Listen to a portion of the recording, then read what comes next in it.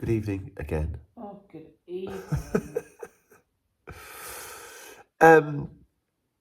So I just want to talk about Matt Smith for a second because throughout the time we've been doing this, we got to Tom Baker, and I probably proclaimed, "Oh, Tom Baker's my boy. He's my favourite Doctor." And then we got to Sylvester McCoy, and I realised for the first time in my life that actually no, Sylvester McCoy was my boy because he's just my guy. He's just my Doctor. I love everything he did with the character. My God. He is.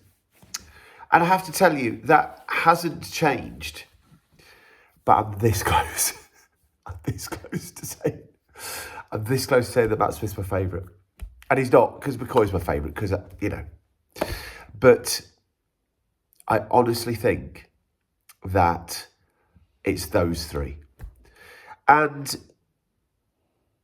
the more I've watched Smith over the last few weeks, especially some of these later episodes that we didn't remember quite so well, the more I've realised that I just think how fast he fell into being this fantastic, distinct version of the Doctor.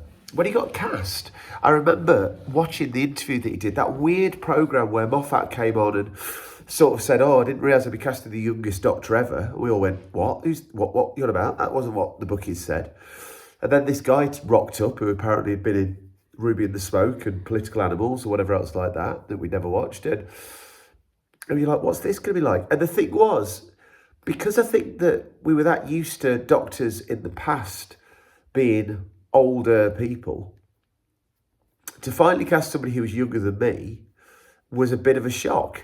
And of course, Tennant's not younger than me, but he plays the part young, and you just kind of felt, is this going to be more of the same? And it just wasn't. He's younger than the new one now, that's for sure. Oh, he certainly is. So I work at a school, as you know, and I have come to realise that a lot of my time at the school has had the sort of Matt Smith in the background. When did I start? Was I at school when Matt Smith was on? Not long after. And I got described once as a madman with a box, which is Matt Smith, isn't it? He's the Doctor who is, I'm a madman with a box. And it was only watching tonight's episode, and this is going to sound really weird, and Libby's going to think I'm weird, but he has a line in that episode that we've just watched where he says, "Everybody's naked underneath." Oh, I love that. Well, Yeah. that's become one of my lines at school. There's a couple of books that I read that make reference to nakedness, and if the class is getting a bit unruly, I'll say, "Listen, don't forget, guys, everybody's naked underneath their clothes right now. Don't freak out about it." And you just see these classes go, ew, because they're year 7 and they can't cope with the idea. But I hadn't even realised I nicked it off Matt Smith. And it's so bizarre that I've just absorbed bits of him for my sort of work persona. And that was just odd. Like, I hadn't realised I'd picked up quite so much of his Doctor. But the thing is, I really think it encapsulates what I love about the Doctor. That sort of weirdness, but that compassion and that sort of alienness, but that absolute joy in the minutiae of life, in the little things. And I know all the Doctors say it. All the Doctors would say that everybody's important. I've never met anybody who isn't important. That's a Smith one, isn't it? We're all stories in the end. That's a Smith one. But there's something about the way that he portrays his version of the Doctor. There's something about the way that he gives those lines that I think I believe them from him more than any other Doctor. When John Pertwee says the daisiest daisy, well, that's John Pertwee saying the daisiest daisy. I know that's one of those bits that, because Pertwee used to go to Terence Dicks and say, "Oh, give me somewhere where a sparkle." That was his line, wasn't it? I need somewhere where a sparkle. So I know in those bits that's Pertwee giving the sparkle. But I absolutely believe it when Matt Smith says it.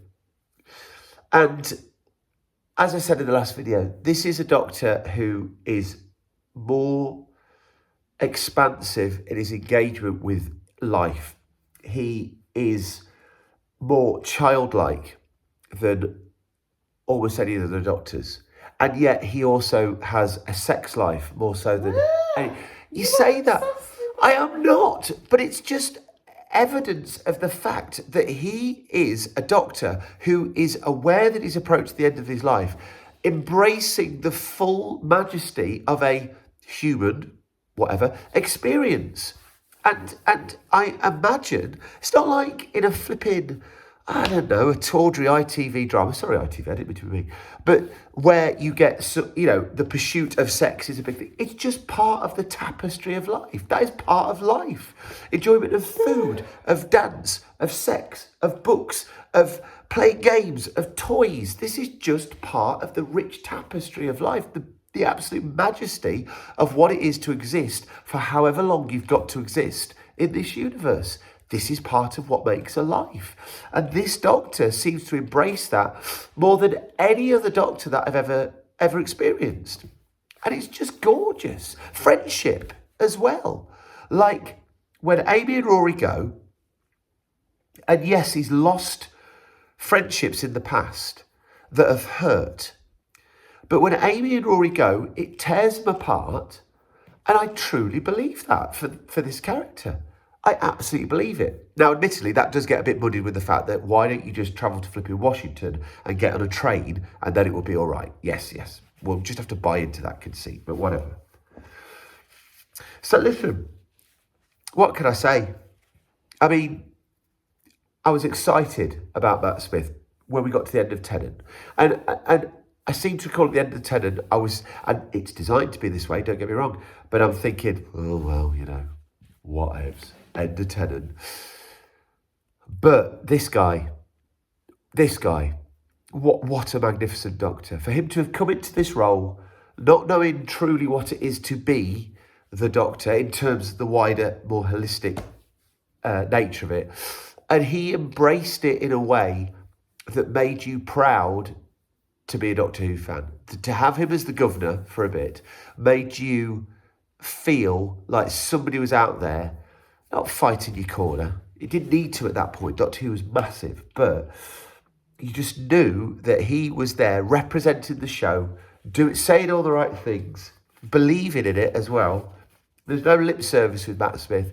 If he said it, he meant it. Even now when you see him in interviews, it's just the most lovely man, I think. And it makes me really, really delighted that he was the Doctor. Because honestly, especially now, after that episode, when you recognise that the Doctor, the character of the Doctor knows this is the last roll of the dice, I just think that we got the right man for the gig. I can't think that anything else could have been better than that. Genuinely, at that point, in this story, he was the exact right person to do that. There we go.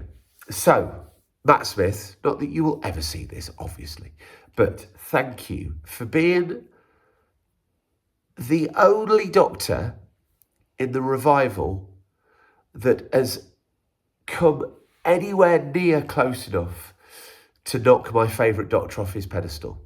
You didn't quite manage it, but then again, I'm not 12 years old now, and I wasn't when you were on.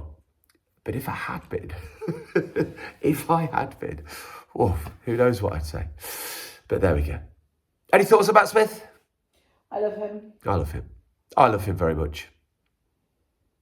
Farewell.